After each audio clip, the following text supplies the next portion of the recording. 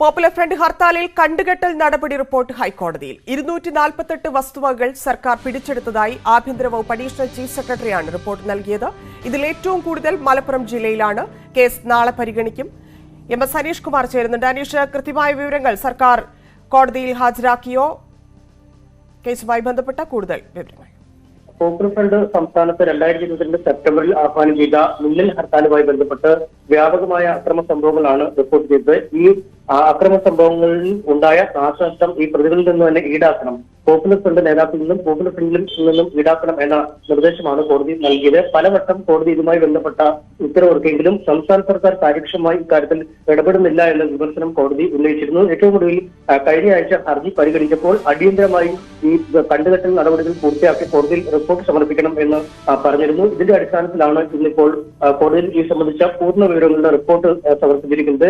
സംസ്ഥാനത്തൊട്ടാകെ 248 വസ്തുവകൾ സർക്കാർ പിടിച്ചെടുത്തു എന്ന് കോടതിയിൽ സർക്കാർ പറഞ്ഞിരിക്കുന്നു. ഇതിൽ ഏറ്റവും കൂടുതൽ വസ്തുവകൾ കണ്ടുകിട്ടിയത് മലപ്പുറം ജില്ലയിലാണ്. 126 പേരുടെ സ്വത്തുവകളാണ് മലപ്പുറത്ത് കണ്ടുകിട്ടിയതെന്ന് റിപ്പോർട്ടിൽ പറയുന്നു. ഏറ്റവും കുറച്ച് സ്ഥലങ്ങൾ കണ്ടുകിട്ടിയത് കൊല്ലത്താണ് എന്നും റിപ്പോർട്ടിൽ പറയുന്നുണ്ട്. ഓരോ ഇടത്തും എത്ര സ്ഥലങ്ങൾ അല്ലെങ്കിൽ എത്ര സർവേ നമ്പർ അടക്കമുള്ള ചൂണ്ടിക്കാട്ടി വിശദമായ റിപ്പോർട്ടാണ് ഇന്ന് കോടതിയിൽ സമർപ്പിച്ചിട്ടുള്ളത്. ചിലയിടങ്ങളിൽ ആളുമാറി ഈ കണ്ടുകെട്ടി അടക്കമുള്ള ചില ആക്ഷേപങ്ങളുണ്ട്. ഇതുമായി ബന്ധപ്പെട്ടുള്ള വിശദമായ പരിശോധന നടത്തുമെന്നും അറിയിച്ചിരിക്കുന്നു. സാധാരണഗതിയിൽ ഈ റവന്യൂ റിക്കവറി നടപടികളുമായി ബന്ധപ്പെട്ട ചില നോട്ടീസ് നൽകുക, വാദം കേൾക്കുക എന്നടക്കമുള്ള ചില നടപടിക്രമങ്ങൾ പാലിച്ചു വരുന്നു. പക്ഷേ ഹൈക്കോടതി നിർദ്ദേശപ്രകാരമായതുകൊണ്ട് സെക്ഷൻ 35 അടിസ്ഥാനപ്പെടുത്തിയുള്ള കണ്ടുകെട്ടൽ നടപടികളാണ് പൂർത്തിയായിരിക്കുന്നതെന്ന് കോടതിയിൽ പറയുന്നുണ്ട്. എന്തായാലും പലവട്ടം കോടതിയുടെ ഭാഗത്തു നിന്നും സർക്കാരിന് വിമർശനം കേൾക്കേണ്ടി വന്ന ഒരു കേസിലാണ് ഇപ്പോൾ സർക്കാർ നടപടികൾ ഊർജിതമാക്കി കൊണ്ടിരിക്കുന്നത്. നേരത്തെ റവന്യൂ മന്ത്രിയും ഈ ഹൈക്കോടതി നിർദ്ദേശപ്രകാരമുള്ള കണ്ടുകെട്ടൽ നടപടികൾ ഉടൻ പൂർത്തിയാവുകയും തിങ്കളാഴ്ച കോടതിയിൽ സംബന്ധിച്ച റിപ്പോർട്ട് നൽകുകയും ചെയ്യുമെന്നും പറഞ്ഞിരുന്നു. 5,20 ലക്ഷം രൂപയുടെ നാശനഷ്ടമാണ് ഈ ഹർത്താലുമായി ബന്ധപ്പെട്ട് ഉണ്ടായതെന്ന് നേരത്തെ സർക്കാർ കോടതിയിൽ വ്യക്തമാക്കി. KSRTC അടക്കം ഭീമമായ നഷ്ടം ഈ ഹർത്താലുമായി ബന്ധപ്പെട്ട് ഉണ്ടാകുകയും ചെയ്തിരുന്നു. ഇത് പോപ്പുലർ ഫ്രണ്ട് നേതാക്കളുടെയും പോപ്പുലർ ഫ്രണ്ട് സംഘടനയുടെ പേരിലുള്ള വസ്തുക്കളിൽ നിന്നും റവന്യൂ റിക്കവറി വഴി ഈടാക്കണം എന്നായിരുന്നു കോടതി നിർദ്ദേശം നൽകിയത്. എന്തായാലും അതനുസരിച്ചുള്ള നടപടിക്രമങ്ങൾ പൂർത്തിയായി കഴിഞ്ഞിരിക്കുന്നു.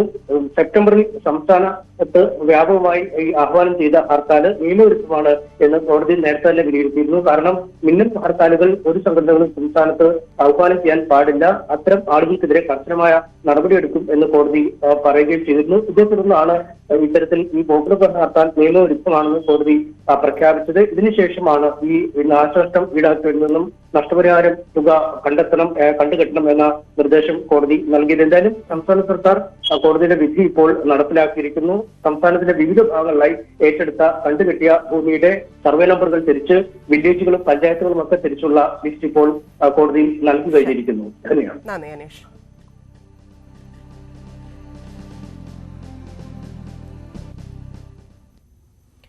കൊല്ലപ്പെട്ടയാൾക്കും ജപ്തി നോട്ടീസ്. PFI ഹർത്താലിനെതിരായ നടപടിയിൽ പാലക്കാട് എലപ്പുള്ളിയിൽ കൊല്ലപ്പെട്ട സുബൈറിന്റെ വീട്ടിലും ജപ്തി നോട്ടീസ് പതിച്ചു.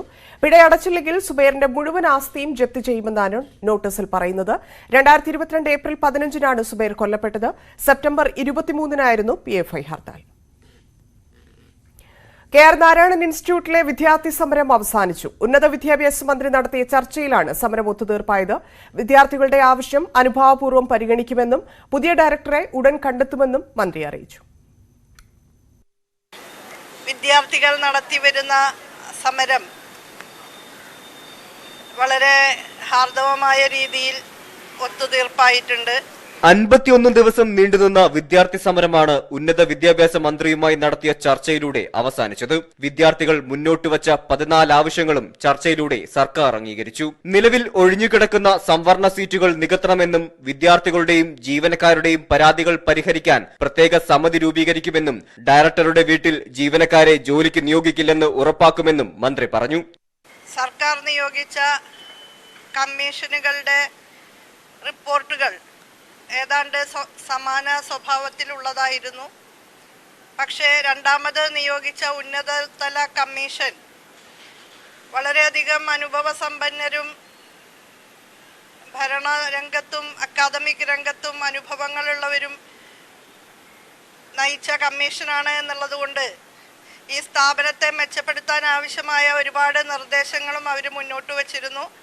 ആ നിർദ്ദേശങ്ങളടക്കം കുട്ടികളുമായി വളരെ വിശദമായിട്ട് ചർച്ച ചെയ്ത് ചില ധാരണകളിൽ എത്തിച്ചേർന്നിട്ടുണ്ട്. തുടർന്ന് സമരം അവസാനിപ്പിക്കുന്നതായി വിദ്യാർത്ഥികൾ. സമരം ഞങ്ങൾ സൈൻ ഓഫ് ചെയ്യുകയാണ്. സമരം അവസാനിപ്പിച്ചെങ്കിലും ചെയർമാനായ അടൂർ ഗോപാലകൃഷ്ണനുമായി സഹകരിക്കില്ലെന്ന് വിദ്യാർത്ഥികൾ വ്യക്തമാക്കി. ഇല്ല, ഞങ്ങൾ ചെയർമാനുമായിട്ട് ഇനിയൊരു സഹകരണം ഉണ്ടാവില്ല. കാര്യം ഞങ്ങൾ വിദ്യാർത്ഥികളുടെ ഒപ്പമായിക്കോട്ടെ, ജീവനക്കാരുടെ ഒപ്പമായിക്കോട്ടെ, അദ്ദേഹത്തിന്റെ ഭാഗത്തു നിന്ന വാക്കുകൾ ഞങ്ങൾക്കൊട്ടും ശരിയല്ല. അപ്പോൾ അദ്ദേഹവുമായി ബന്ധപ്പെട്ട് ഒരു തരത്തിൽ ഞങ്ങൾ സഹകരിക്കില്ല. കാര്യം ഞങ്ങൾക്ക് അതിലൊരു നല്ല ബുദ്ധിമുട്ടുണ്ട്.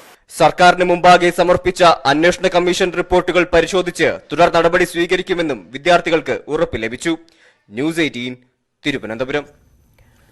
സെക്രട്ടേറിയറ്റ് മാർച്ചിലുണ്ടായ സംഘർഷത്തിൽ youth league general secretary P K. ഫിറോസിനെ റിമാൻഡ് ചെയ്തു. തിരുവനന്തപുരം പാളയത്ത് വെച്ചാണ് പി.കെ. ഫിറോസിനെ അറസ്റ്റ് ചെയ്തത്. ആക്രമണങ്ങളിൽ 29 യൂത്ത് ലീഗ് പ്രവർത്തകരെയാണ് ഇതുവരെ പിടികൂടിയത്. Secretariat മാർച്ചിലുണ്ടായ അക്രമങ്ങളിൽ P K. ഫിറോസിനെ ഒന്നാം പ്രതിയാക്കിയാണ് അറസ്റ്റ്. അനുമതിയില്ലാതെ മാർച്ച് നടത്തിയതിലും പൊതുമുതൽ നശിപ്പിച്ചതിലും പോലീസിന്റെ കൃത്യവിലോപം തടഞ്ഞതിലുമാണ് നടപടി. സർക്കാരിന്റേത് രാഷ്ട്രീയ പകപോക്കലെന്ന് പി.കെ. ഫിറോസ് പ്രതികരിച്ചു. ശക്തമായി നേരിടും. അറസ്റ്റ് കൊണ്ട് പിന്മാറുന്ന പ്രശ്നമില്ല. ശക്തമായി സമരവുമായി മുന്നോട്ട് പോകും. അറസ്റ്റ് നടത്തിയത് ജനാധിപത്യ വിരുദ്ധമാണെന്നും നിയമ നടപടികളുമായി മുന്നോട്ട് പോകുമെന്നും പി.കെ. കുഞ്ഞാലിക്കുട്ടി പറഞ്ഞു. ഇപ്പോ സംസ്ഥാന സെക്രട്ടറി ഫിറോസിനെ അറസ്റ്റ് ചെയ്യുകയും ചെയ്തിരിക്കുന്നു. അതിന്റെ അർത്ഥം ജനകീയ പ്രശ്നങ്ങൾ ഉയർത്തിപ്പിടിച്ച് നടത്തുന്ന സമരങ്ങളെ അടിച്ചമർത്തുന്നു. പ്രക്ഷോഭങ്ങളിലൂടെ പ്രസ്ഥാനം വളർത്തിയെടുത്ത് അധികാരത്തിൽ വന്ന ഇടത് ഗവൺമെന്റ് ഇപ്പോ ജനകീയ പ്രശ്നങ്ങളിൽ പ്രക്ഷോഭം നടക്കുമ്പോൾ അതിനോട് അസഹിഷ്ണുത കാണിക്കുകയാണ്. സംസ്ഥാന സെക്രട്ടറി എത്രയും ദിവസം കഴിഞ്ഞതിന് ശേഷം ഇപ്പോ അറസ്റ്റ് ചെയ്തു എന്ന് പറഞ്ഞാൽ ആ അസഹിഷ്ണുതയാണ്, വളരെ വ്യക്തമാണ്. പൊതുമരാമത്ത് വകുപ്പിൽ നിന്ന് നാശനഷ്ടങ്ങളുടെ കണക്ക് ലഭിക്കേണ്ടതുണ്ട്. പൊതുമുതൽ നശിപ്പിച്ചതിനുള്ള പിഴ കെട്ടിവെച്ചതിന് ശേഷമായിരിക്കും ഫിറോസ് ഉൾപ്പെടെയുള്ളവർക്ക് ജാമ്യം ലഭിക്കുക. ന്യൂസ് 18 തിരുവനന്തപുരം. നിയമസഭ പാസാക്കിയ ബില്ലുകൾ ഒപ്പിടാതെ പിടിച്ചുവെക്കുന്ന ഗവർണറെ പരോക്ഷമായി വിമർശിച്ച് നയപ്രഖ്യാപന പ്രസംഗം. നിയമനിർമ്മാണത്തിന്റെ അന്തസ്സത്ത സംരക്ഷിക്കണമെന്ന് ആരിഫ് ബുഗാൻ അവതരിപ്പിച്ച പ്രഖ്യാപനത്തിലൂടെ സർക്കാർ ആവശ്യപ്പെട്ടു. കടമെടുപ്പ് പരിധി വെട്ടിക്കുറച്ചതിലടക്കം കേന്ദ്രത്തിനെതിരെയുള്ള വിമർശനങ്ങളും ഒന്നുവിടാതെ ഗവർണർ വായിച്ചു. സംസ്ഥാനത്തിന്റെ വികസന നേട്ടങ്ങൾ എണ്ണിപ്പറഞ്ഞ നയപ്രഖ്യാപന പ്രസംഗം സിൽവർ ലൈൻ പദ്ധതിയിൽ നിന്ന് പിന്നോട്ടില്ലെന്നും വ്യക്തമാക്കുന്നു. കേന്ദ്ര സർക്കാരിനെതിരെയുള്ള വിമർശനങ്ങൾ ഗവർണർ അതേപടി വായിക്കുമോ എന്നായിരുന്നു രാഷ്ട്രീയ Keralam ഉറ്റുനോക്കിയത്.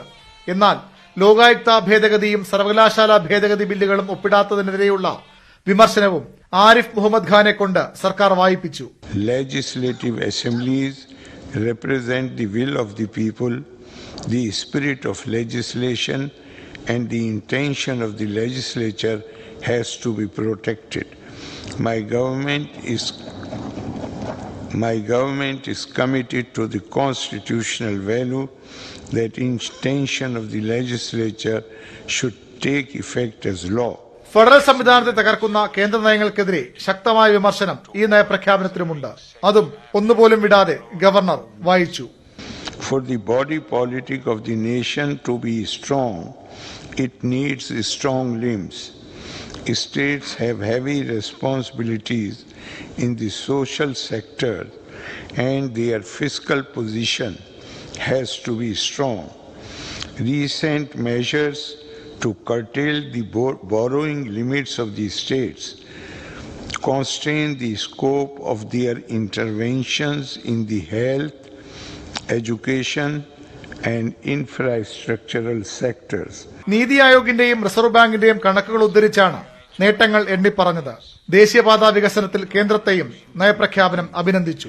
Kerala has been ranked at the forefront among the states in the achievement of sustainable development goals consistently by the Niti Aayog of the Reserve Bank of India on state finances. Kerala is one of the relatively better off among the states regarding innovation index addressing environmental concerns.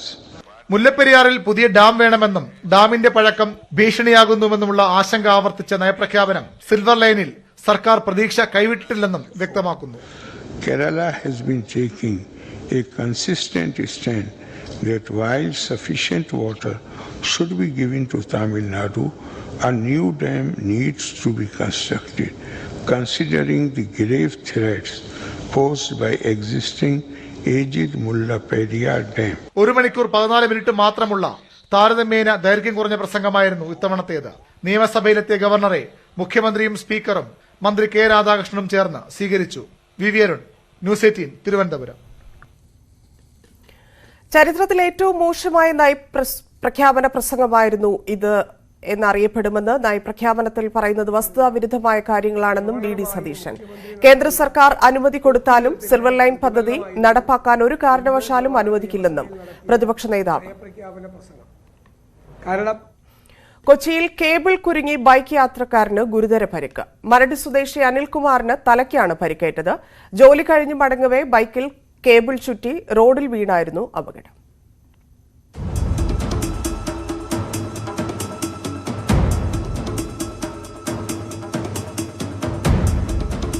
കൊച്ചിയിൽ 2 ആഴ്ചക്കിടെ cable കുരുങ്ങിയുള്ള രണ്ടാമത്തെ അപകടമാണിത്. പാലാരിവട്ടം വെണ്ണലയ്ക്കടുത്ത് റോഡിലേക്ക് വീണ് cable കുരുങ്ങി bike മറിയുകയായിരുന്നു. Welding തൊഴിലാളിയായ അനിൽകുമാറാണ് അപകടത്തിൽപ്പെട്ടത്. അനിൽകുമാർ കോട്ടയത്തെ സ്വകാര്യ ആശുപത്രിയിൽ ചികിത്സയിലാണ്. ICU ഫെസിലിറ്റീസ് ഉള്ള ആംബുലൻസിൽ നമ്മൾ അദ്ദേഹത്തിനെ അങ്ങോട്ട് ഷിഫ്റ്റ് ചെയ്യാണ് ചെയ്തത്. എന്നിട്ടും അവിടെ എത്തുന്നതിനും അവിടെ ചെന്നപ്പോൾ അവിടെ കോട്ടയം മെഡിക്കൽ കോളേജിൽ അവിടെ അഡ്മിഷൻ ലഭിച്ചില്ല. കാരണം അവിടെ വേക്കൻസി ഇല്ല, അതുപോലെ തന്നെ അവിടെ നമുക്ക് അവിടെ സ്പേസ് ഇല്ല എന്നെല്ലാം പറഞ്ഞ് അവർ മടക്കി അയക്കുകയാണ് ഉണ്ടായത്. കൊച്ചിയിൽ കേബിൾ കുടുങ്ങി അപകടങ്ങൾ പതിവാകുമ്പോഴും അധികൃതർ ഒരു നടപടിയും സ്വീകരിക്കുന്നില്ല എന്ന ആക്ഷേപവും ശക്തമാണ്. എല്ലാ പോസ്റ്റിലും കെട്ടിയിട്ടേക്കണാണ്. അപ്പൊ പോസ്റ്റിൽ കൂടി കേബിൾ വലിച്ചേക്കുന്നത് വളരെ താത്തിയാണ് വലിച്ചേക്കുന്നത്. അപ്പൊ അത് ചെയ്യുന്ന കോൺട്രാക്ടർമാർ അത് വേണ്ട രീതിയിൽ ശ്രദ്ധിക്കുന്നില്ല. സാമ്പത്തിക പരാധീനതകളുള്ള അനിൽകുമാറിനെ കോട്ടയത്തെ മെഡിക്കൽ കോളേജ് ആശുപത്രിയിലേക്ക് മാറ്റാനാണ് ബന്ധുക്കളും സുഹൃത്തുക്കളും ശ്രമിക്കുന്നത്. ന്യൂസ് 18 കൊച്ചി. ആലപ്പുഴ ദേശീയപാതയിൽ വാഹനാപകടത്തിൽ 5 മരണം. അമ്പലപ്പുഴ കാക്കാഴം മേൽപ്പാലത്തിൽ പുലർച്ചെ 1:30 കാറും ലോറിയും കൂട്ടിയിടിച്ചാണ് അപകടം. തിരുവനന്തപുരം പെരുങ്കടവിള ആലത്തൂർ സ്വദേശികളായ പ്രസാദ്, ഷിജുദാസ്, സച്ചിൻ, സുമോദ്, കൊല്ലം മൺട്രോത്തുരുത്ത് തേവലക്കര സ്വദേശി അമൽ എന്നിവരാണ് മരിച്ചത്.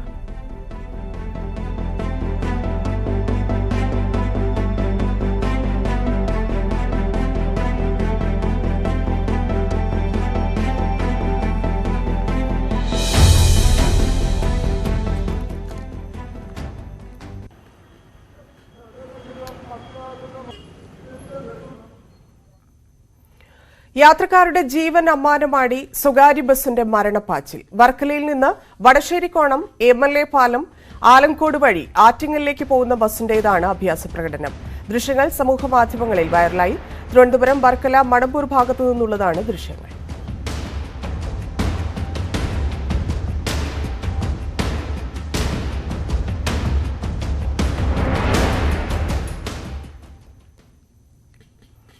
മൂവാറ്റുപുഴയിൽ കനാലിടിഞ്ഞു വീണ് വൻ അപകടം. തലനാരിഴയ്ക്കാണ് കാർ യാത്രക്കാർ രക്ഷപ്പെട്ടത്. മൂവാറ്റുപുഴ കൂത്താട്ടുകുളം ലിങ്ക് റോഡിൽ വെള്ളവും ചെളിയും നിറഞ്ഞതോടെ ഗതാഗതം മണിക്കൂറുകളോളം തടസ്സപ്പെട്ടു.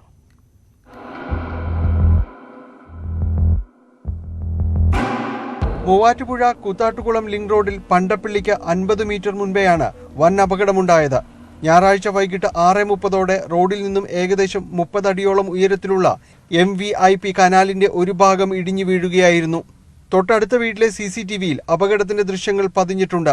റോഡിലൂടെ കാർ കടന്നുപോയതിന് തൊട്ടു പിന്നാലെ കനാലിടിഞ്ഞ് എതിർവശത്തുള്ള വീടിന്റെ ഗേറ്റും തകർത്ത് വെള്ളവും ചെളിയും വീട്ടുമുറ്റത്ത് എത്തുന്നത് CCTV ദൃശ്യങ്ങളിൽ വ്യക്തമാണ്.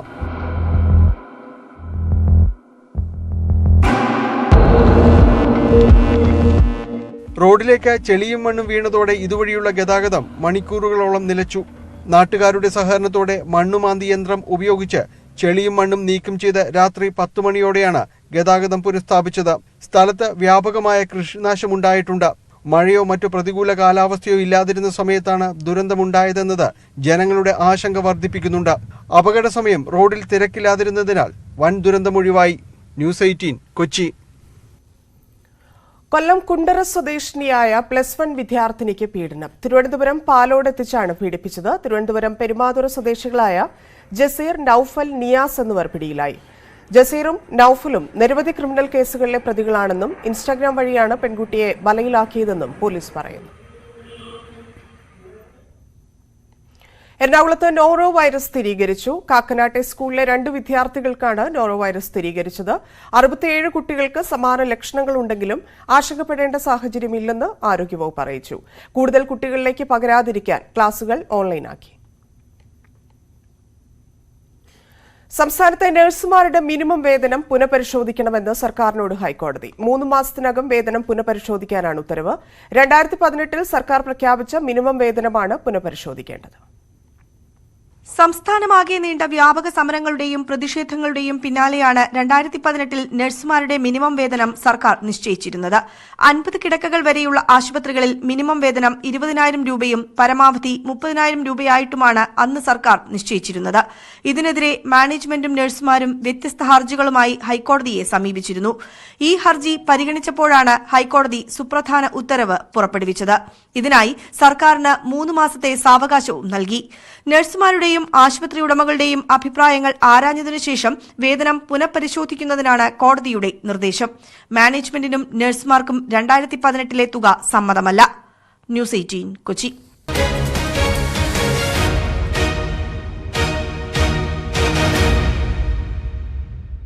വാർത്തകളിലേക്ക്.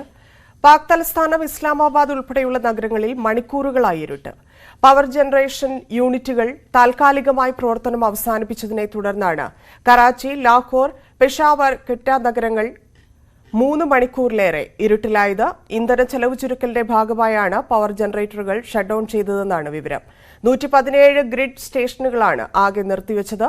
12 മണിക്കൂറിനകം പൂർവ്വസ്ഥിതിയിലാകുമെന്ന് ഊർജ്ജ മന്ത്രാലയം അറിയിച്ചു. 3 മാസത്തിനുള്ളിൽ ഇത് 2ാം തവണയാണ് പാകിസ്ഥാനിൽ വ്യാപകമായി വൈദ്യുതി മുടങ്ങിയത്. ആം ആദ്മി പാർട്ടി കേരള ഘടകം പിരിച്ചുവിട്ടു. പുതിയ ഭാരവാഹികളെ ഉടൻ പ്രഖ്യാപിക്കുമെന്നും വാർത്താക്കുറിപ്പിൽ പറയുന്നു. ആം ആദ്മി പാർട്ടി ദേശീയ ജനറൽ സെക്രട്ടറി സന്ദീപ് പാഠകാണ് ഇക്കാര്യം അറിയിച്ചത്. ക്ഷയരോഗത്തെ തുടർന്ന് പുള്ളിമാനുകളും കൃഷ്ണമൃഗങ്ങളും മരിച്ച തിരുവനന്തപുരം മൃഗശാലയിൽ മൃഗസംരക്ഷണ മന്ത്രി ജെ ചിഞ്ചുറാണി പരിശോധന നടത്തി. പ്രതിരോധ നടപടികൾ ഊർജിതമാക്കുമെന്ന് മന്ത്രി വ്യക്തമാക്കി. മൃഗങ്ങളെ ശുശ്രൂഷിക്കുന്നവർ മുൻകരുതൽ എടുക്കണം. ജീവനക്കാർക്ക് ഗ്ലൌസ്, മാസ്ക്, ഷൂ തുടങ്ങിയവ ഉറപ്പാക്കണമെന്നും മന്ത്രി. ലൈഫ് മിഷൻ അഴിമതി കേസിൽ സ്വപ്ന സുരേഷ് ഇഡിക്ക് മുന്നിൽ ഹാജരായി. ലൈഫ് മിഷനിൽ അഴിമതി നടന്നിട്ടുണ്ട്. 6 കോടി രൂപയുടെ കോഴ ഇടപാടാണ് നടന്നത്. നേരത്തെ കൈമാറിയ തെളിവിൽ എത്രമാത്രം കൃത്രിമം നടന്നിട്ടുണ്ടെന്ന് അറിയില്ലെന്നും സ്വപ്ന സുരേഷ്. ശിവശങ്കറിന് പണം കൈമാറിയതായി അറിയാമെന്നും എല്ലാം ഇഡിക്ക് മുന്നിൽ നേരത്തെയും പറഞ്ഞിട്ടുണ്ടെന്നും മറ്റൊരു പ്രതിയായ സരിത് പറഞ്ഞു. വാർത്താ ബുള്ളറ്റിൻ പൂർണ്ണമാവുന്നു. നമസ്കാരം.